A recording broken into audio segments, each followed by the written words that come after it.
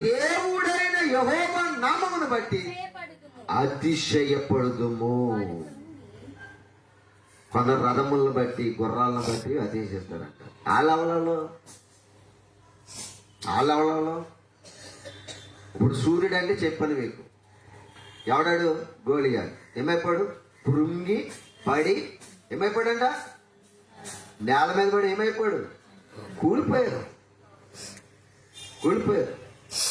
దేవుడు ఎంతటి వాడినైనా కృంగ చేసేస్తాడు, కూల్చేస్తాడు. తనను బట్టి తాను ఏం చేయకూడదంట? గర్వించకూడదు, అతిశయపడకూడదు. ఎవడైనా అతిశిస్తున్నాడా, ఎవడైనా గర్విస్తున్నాడా, అది ఎవరిని బట్టి అయ్యి ఉండాలి తెలుసా? దేవునిని బట్టి అయ్యి ఉండాలి. దేవునిని బట్టి గర్వించాలి. నేను దేవునిలో ఉన్నాను కాబట్టి గర్విస్తున్నాను అన్నట్టుగా ఉండాలి.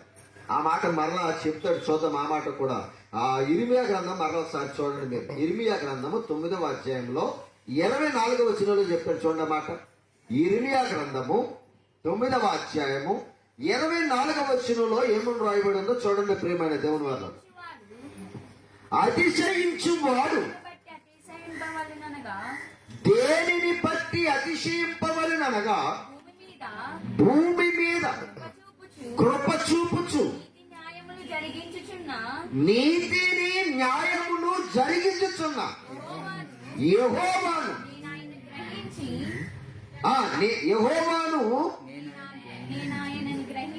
నేను ఆయనను గ్రహించి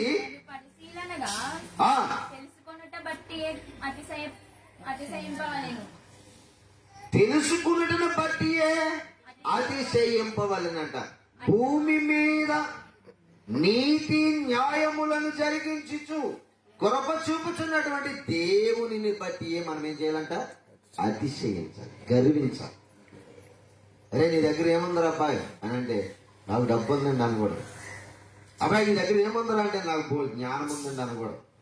అరే అబ్బాయి నీకు ఏముందరా అంటే, నాకు బోల్ ఐశ్వర్యం ఉందండి అనకూడదు. ఎవడైనా ఏముందరా అబ్బాయి అంటే, నాకు దేవుడు ఉన్నాడని అతిశయించాలి. ఏమైనా అతిశయించాలి? నాకు దేవుడు ఉన్నాడని అతిశయించాలి. దావీదు దేని బట్టి అతిశయించాడు? దేవుడు ఉన్నాడని అతిశయించాడు. కొందరు ఏం చేస్తారు తెలుసా? సైన్యాన్ని బట్టి అతిశయించే వాళ్ళు ఉన్నారు. కొందరు సైన్యం అంటే జనబలగాన్ని చూసి నా వెనకాల ఎంతమంది ఉన్నారు చూసారంటారు. నీ వెనకాల ఎంతమంది ఉంటే సుఖం ఏంటి? జనాన్ని బట్టి అతిశయించు. ఎవరిని బట్టి అతిశయించాలి? దేవుడు నీకు తోడుగా ఉంటే వారిలో ఒంటరి అయిన వాడే 10 వందలు అగుతాడని దేవుడు మనకి చెప్పాడు. వారిలో ఒంటరి అయిన వాడే 10 వందలు అవుతాడు. ఇప్పుడు సౌలు 1000 మందినే చెప్పాడు, దావీదు 10,000 మందిని చెప్పాడు అన్నాడు. ఎందుకని ఆ మాట వచ్చింది ఆయనకి? విన్నారా? ఎందుకు వచ్చింది ఆ మాట తెలుసా? ఒక సూర్యుడైనటువంటి గొలియాతుని చంపాడు. ఆడు ఎంతో మందిని చంపేశాడు. ఎంతో మందిని చంపిన వాడిని ఒక్కడిని చంపితే దావీదుకి ఏమొచ్చేసింది? పేరు వచ్చేసింది, ఘనత వచ్చేసింది. ఈ ఘనత ఎప్పుడైతే వచ్చిందో మరలా ఇప్పుడు సౌలుకి ఏమొచ్చేసింది? పగొచ్చేసింది. ఎవరి మీద? దావీదు మీద. ఓన్లే నా రాజ్యములో నేను చేయలేంది, నా దగ్గర ఉన్న ప్రజలు చేయలేంది దావీదు చేసి పెట్టాడు, మా రాజ్యాన్ని నిలబెట్టాడు, విజయాన్ని చేకూర్చాడు అని ప్రేమించవలసింది పోయి ఆయన మీద ఏం పెట్టుకుంటున్నాడు? బాగా ఆడేమో చేయలేడు, చేసేవాళ్ళు చూస్తేనేమో అసూయ. ఇది సమాజంలో ఉన్నటువంటిది. బాగా గమనించండి. ఏంటి ఇప్పుడు ఇక్కడ ఏమన్నాడు?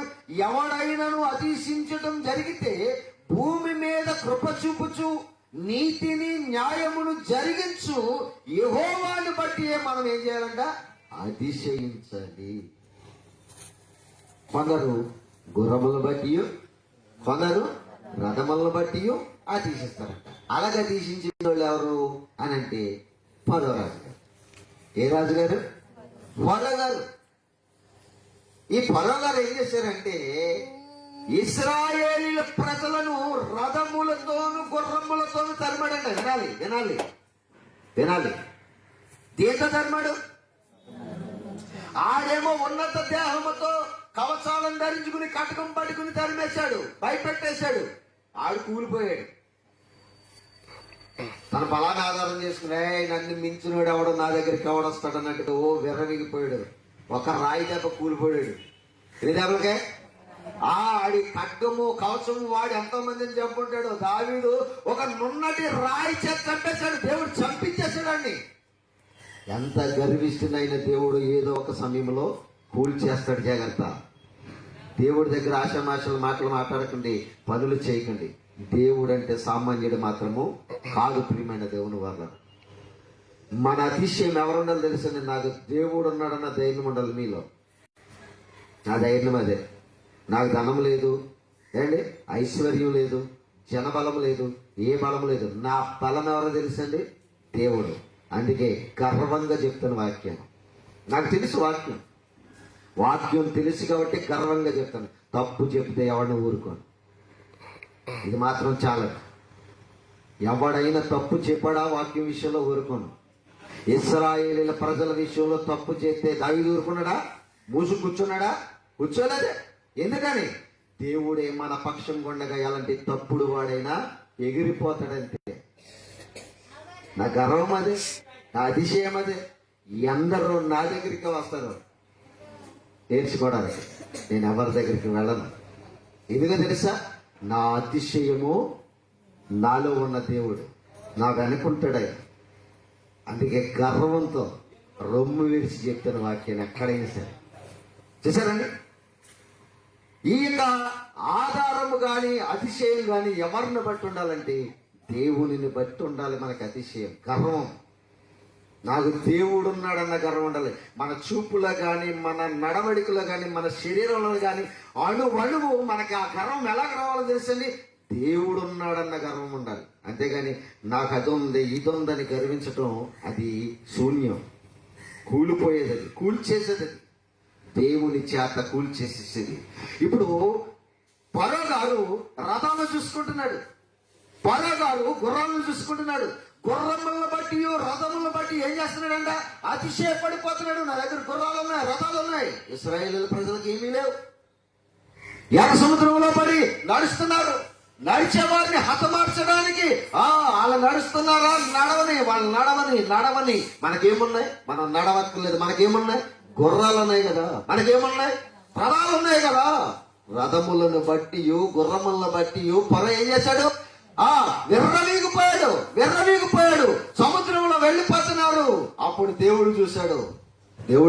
మోషేని అంటున్నాడు, మీరు ముందుకు కొనసాగండి, మధ్యలోనికి రానివ్వండి. వాళ్ళ రథములేంటో, వాళ్ళ గుర్రాలేంటో, వాళ్ళ సైన్యం ఏంటో నేను చూసుకుంటాను. నేనున్నాను మీ పక్షంగా. చూసారా? మోషే అండగా ఉన్నాడు. మోషేకు అండగా దేవుడు ఉన్నాడు. ఇశ్రాయేలీలకు అండగా ఎవరున్నారు? ఇశ్రాయేలీలకు అండగా మోషే ఉన్నాడు. మోషేకు అండగా దేవుడు ఉన్నాడు. దేవుడు అందుకే మోషేతో చెప్పాడు, పోనే వాళ్ళనే సైన్యాన్ని నడవని అన్నాడు. నడవనిచ్చాడు. వెళ్ళిపోమన్న వాళ్ళే మరలా వెనకాల తరుముకుంటూ వస్తున్నారు. ఎవరాలో? ఫరో సైన్యం. ఫరో కూడా వచ్చేసాడు. ఎందుకంటే వాడికి చావు దగ్గర పడింది. వాడు కూలిపోయే సమయము ఆసన్నమైపోయింది. ఆడు అతిశిస్తున్నాడు. వీళ్ళందరూ నాకు బానిసలుగా ఉండాలనుకుంటున్నాడు. వీళ్ళందరూ నా దగ్గర పనివారుగా ఉండాలనుకుంటున్నాడు. అలాగూ అనుకుంటున్నటువంటి ఆ గర్వాన్ని, అతిశయాన్ని కూల్చేసే సమయం దగ్గర పడిపోయింది. కనుకనే ఇశ్రాయేలీల ప్రజలను తరుముకుంటూ రథముల మీద, గుర్రముల మీద వస్తున్నాడు. ఏం జరిగిందో చూద్దాం. నిర్గమకాండం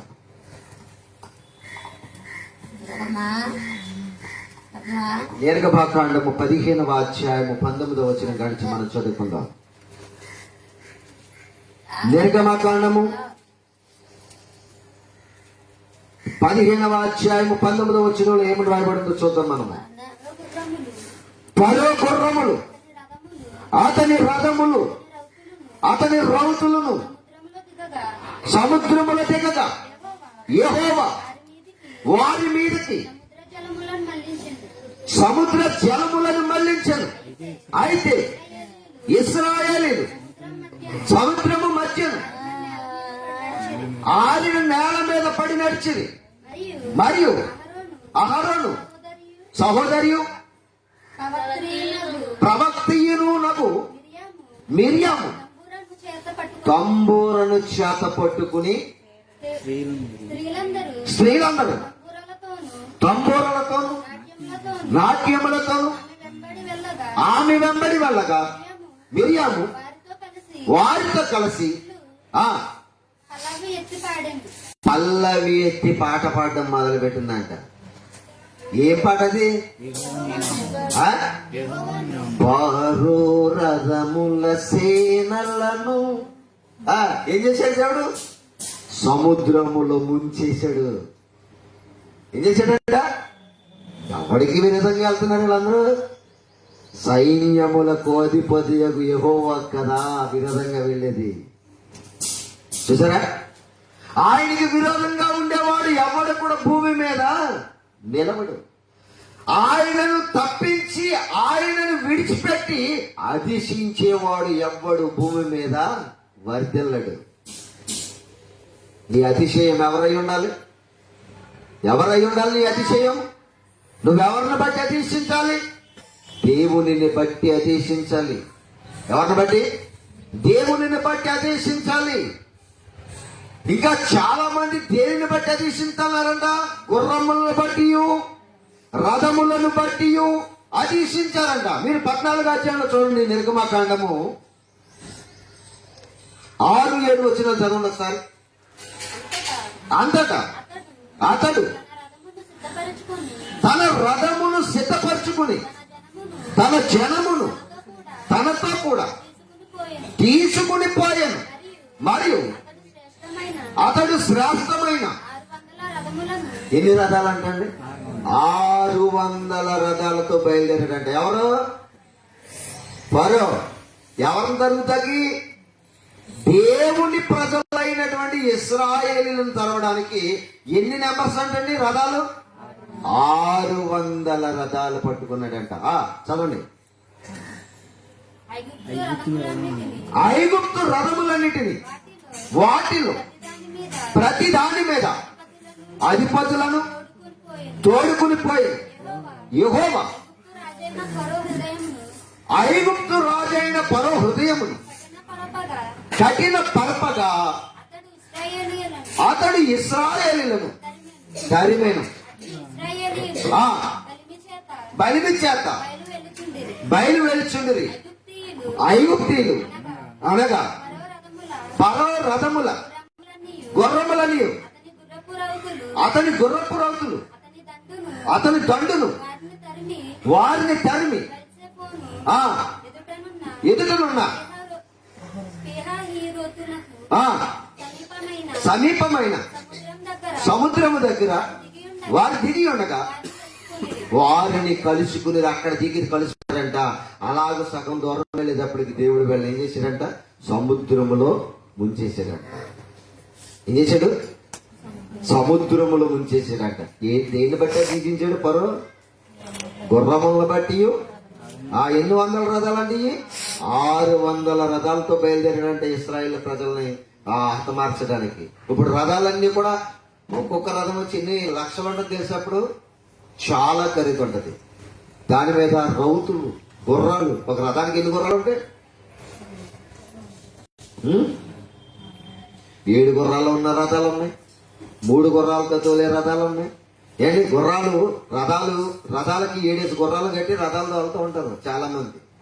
ఏంటి ఇవన్నీ కూడా 600 రథాలు అంటే కనీసం 7 లెక్కేసుకున్నా కానీ 600 రథాలకి ఎన్ని ఏళ్ళు వచ్చి ఇవన్నీ కూడా ఎక్కడ కూలిపోయి అనుకున్నారు? ఆస్తిని చూసుకుని 20కి పోయాడు. ఏంటి అయ్యి బాబు ఇన్ని గుర్రాలు ఉన్నాయా, ఇన్ని రథాలు ఉన్నాయా, నాకేంటి అనుకున్నాడు. ఇవన్నిటిని ఎక్కడ ముంచేసాడు?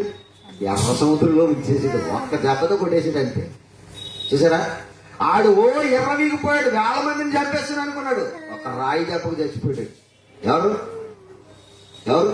గొలియాతు. దేవుని బట్టి అతిశించిన పిల్లరా. ఇంకా చాలా మంది దేవుని బట్టి అతిశిస్తున్నారు తెలుసా? చూపిస్తాను చూడండి. ఇర్మియా గ్రంథము 49వ అధ్యాయము 4-6 వచనాలు చదవండి. 4 నుంచి 6 వచనాలు. ఇర్మియా గ్రంథము 49వ అధ్యాయము చూడాలి. మాటలన్నీ బైబిల్లో ఉన్నాయో లేదో చూడాలి మీరు.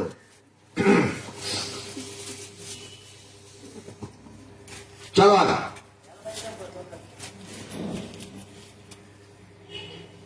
దొరికిందా దొరకలేదా? 49వ అధ్యాయం 4-6 వచనాలు. విశ్వాసఘాతకులారా, నా యొద్దకు ఎవడు రాలేడని మీ ధనమునే ఆశ్రయముగా. చూసారా, చాలా మంది దేన్ని ఆశ్రయం చేసుకున్నారు? ధనమును ఆశ్రయంగా చేసుకుంటున్నారు. ఇది బైబిల్లో రాయబడిన మాట. అతిశయం దేని బట్టి వచ్చేస్తుంది? ధనమును బట్టి. బైబిల్లో మీరు చూడగలిగినట్లయితే యవనస్తుడు, ఎవరు? యవనస్తుడు. ఆడేం చేశాడు? ధర్మశాస్త్రంలో నిమగ్నమైపోయాడు. దేవుడు అంటే భయం కలిగి ఉన్నాడు, భక్తి కలిగి జీవిస్తున్నాడు. మరి ధర్మశాస్త్రంలో ఉన్న ఆజ్ఞలన్నీ కూడా అనుసరించి వస్తున్నాడు. కానీ ఆడికి ఉన్నది ఏంటో తెలిసింది? మిక్కిలి ఆస్తుందంట. ఏమందంట? మిక్కిలి ఆస్తుందంట. పైకి భక్తి గలవాడిగా కనిపిస్తున్నాడు అండి, కానీ వాడు అతిశయమంతా కూడా ఏంటనుకున్నారు? నాకు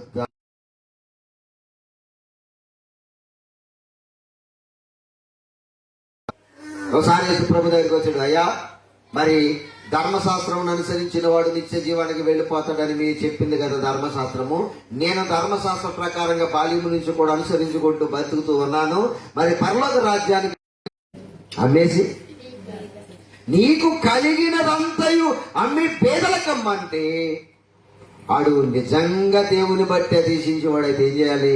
అమ్మేసి పేదలకు ఇచ్చాడు. కానీ దేన్ని బట్టి అతీశిస్తున్నాడు? ధనమును బట్టి అతీశిస్తున్నాడు. వాడు ఏం పోగొట్టుకున్నాడు? దేవుని రాజ్యాన్ని పోగొట్టుకున్నాడు. బాగా ఆలోచించండి. ఎవరినైనా దేవుడు తనకు తానుగా తీసిస్తే ఊరుకోడు. ఫరోని ఎక్కడ ముంచేశాడు? సముద్రంలో ముంచేశాడు. గొలియాతుని ఎక్కడ కొట్టాడు? ఒక్క రాయి దెబ్బతో పడగొట్టి చంపించేశాడు. జాగ్రత్త.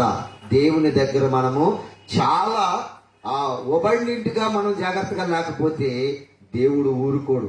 గర్వించకూడదు. ఎవరు కూడా గర్వించమంటూ వచ్చిందంటే దేవునిని బట్టి మనము గర్వించాలి. కీర్తన గ్రంథము చూద్దాం, ఒక మంచి మాట. కీర్తన గ్రంథము 33వ అధ్యాయము 16-17 వచనాలు ఏమని రాయబడిందో చూడండి. 33వ కీర్తన, కీర్తన గ్రంథము 33వ కీర్తన 16-17 వచనాలు ఏమని రాయబడిందో చూడండి. ఏ రాజును సేనా బలము చేత, చూసారండి, ఏ రాజును సేనా బలము చేత రక్షించబడడు. పరో ఏమన్నాడు? నా సైన్యం ఉందన్నాడు. పరో ఏమన్నాడు? నా గుర్రాలున్నాయన్నాడు. పరో ఏమన్నాడు? రథం ఉందన్నాడు. బతికాడా? రక్షించబడ్డాడా అంటే సముద్రంలో, ఎర్ర సముద్రంలో చచ్చాడు. అతని గుర్రాలు అతను రక్షించగలిగినయా? అతని రథములు అతను రక్షించగలిగినయా? మీకు బాగా చెప్తాను, జాగ్రత్తగా ఉండండి. సముద్రంలోకి దిగాకంటండి తోలుతుంటే చక్రాలు ఊడిపోయి అంట. ఏముడిపోయి? రథ చక్రాలు ఊడిపోయి అంట. ఈ రౌతులు ఉంటారు కదా, తోలేవారు. ఏం తోలేవారు? ఆ రథములతో తీసుకుని వెళ్ళేటువంటి గుర్రాలు తోలేవాళ్ళు ఉంటారు కదంట. వాళ్ళు ఏంటండి తోలుతుంటే కష్టమైపోయిందంట. రథములను సముద్రంలో తోలడానికి కష్టతరం అయిపోయిందంట. రథాలు చక్రాలు ఊడిపోయి అంట. దీన్ని బట్టి వారి యొక్క గర్వమే వారిని ఏం చేస్తుందంట? నాశనం చేస్తుంది. చూసారా? సేనలను బట్టి రక్షించబడదును అనుకున్నాడంట పరో. చదవండి, బాగా చదవండి ఆ మాట. ఏ రాజును సేనా బలము చేత రక్షింపబడడు, ఏ వీరుడును అధిక బలము చేత తప్పించుకోలేడు. రక్షించుటకు గుర్రములు అక్కడకు రావు. అది దాని విశేష బలము చేత మనుషులను తప్పింపజాలదు. గుర్రము తప్పిస్తుంది అనుకుని మీరు అనుకుంటున్నారేమో, గుర్రాన్ని బట్టి తీసిస్తున్నారేమో. గుర్రం మిమ్మల్ని ఏం చేయలేదంట? తప్పింపజాలదు. మరి నీ తప్పించేవాడు ఎవరు? దేవుడే. ఇశ్రాయేలీల ప్రజలను గొలియాతు చేతిలో నుంచి తప్పించిన వాడెవరు? దేవుడే. ఇశ్రాయేలీల ప్రజలను ఫరో చేతిలో నుంచి తప్పించిన వాడెవరు? దేవుడే. వీళ్ళంతా కూడా ఎవరు అనుకున్నారు? మోషే గారు. మోషే గారు అంటే ఎవరు? దేవుడు. అర్థమైనా? ఇశ్రాయేలు ప్రజల అండ అంతా కూడా ఎవరు అనుకున్నారు? మోషే. మోషే అండ ఎవరు? దేవుడు. దేవుడు ఉంటే అలాగా తీసేస్తారు. దేవుడిని కలిగి బ్రతకాలి. దేవుడు ఉంటే మనకి ఏది కూడా భయం ఉండదు, భయపడం. భయపడేవాడు ఆడ తెలుసండి, నాకు అది ఉంది ఇది ఉంది అనుకున్నవాడు ఎప్పుడు భయపడుతూ బ్రతుకుతాడు. నాకు దేవుడు ఉన్నాడు అనుకుని బ్రతికేవాడు ఎవ్వడికి కూడా తల తెంచాడు, భయపడ్డాడు. ఇది తెలుసుకోండి మీరు ఎప్పుడు కూడా. మన అతిశయం అంటే ఎవరుండాలి తెలుసా? దేవుడు అయి ఉండాలి. మనకి తోడుగా ఉంటే చాలు. ఎందుకో చెప్తాను, జాగ్రత్తగా ఉండండి. దావీదుకి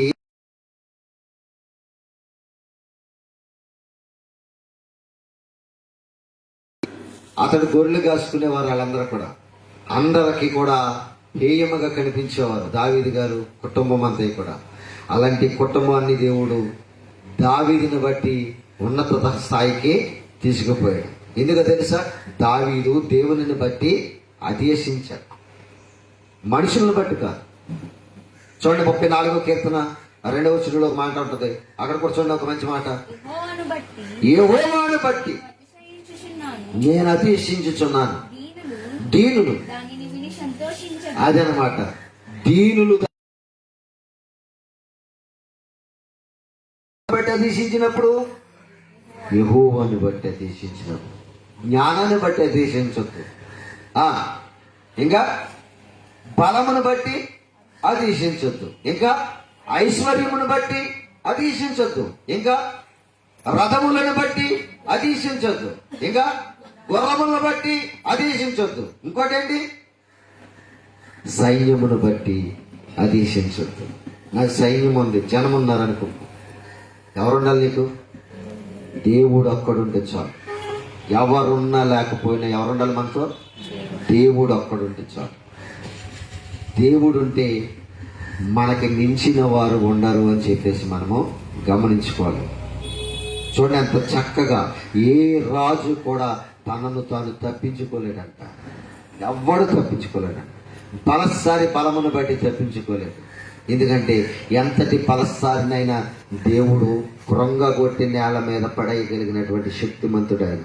ఆయనకు మించిన వాడు ఎవరు కూడా భూమి మీద లేడని మీరు తెలుసుకోవాలి. ప్రియమైన దేవుని వల్ల జాగ్రత్తగా ఈ లేఖనాల్లో ఉన్నటువంటి ప్రతి మాటను కూడా మీరు బాగా ఆలోచన చేస్తే మన అతిశయం ఎవరై ఉండాలి? దేవుడై ఉండాలి. నీ అతిశయము ఎవరు అని అంటే, ఎవరైనా మనల్ని అడిగితే మనం ఎవరమని చెప్పుకోవాలంటే దేవుడే నా అతిశయం అని చెప్పుకోవాలి. మనం అందరం కూడా అలా చెప్పుకున్నప్పుడే దేవుడు మనకు తోడుగా ఉండి నడిపిస్తాడు. దేవుడు మనకు తోడుగా ఉండి. చూద్దాం, ఇంకొక మాట మీకు చూపించి నేను ముగించేస్తాను. జాగ్రత్తగా దేవుని యొక్క లేఖనాల్లోనికి వెళ్ళి చూస్తున్నట్లయితే కీర్తన గ్రంథము 44వ కీర్తన 44వ కీర్తన 6వ వచనం.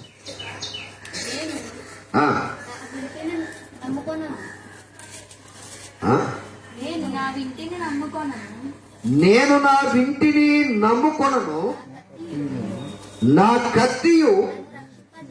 చూసారండి, నేను నా వింటిని నమ్ముకొనను. నాకు కత్తి ఉన్నా నా కత్తి నన్ను ఏం చేయగలదంట? రక్షింపజాలదు. చాలా మంది కత్తి ఉంటే చాలు, కర్ర ఉంటే చాలు, ఇంకోటి ఉంటే చాలు అనుకుంటా ఉంటారు.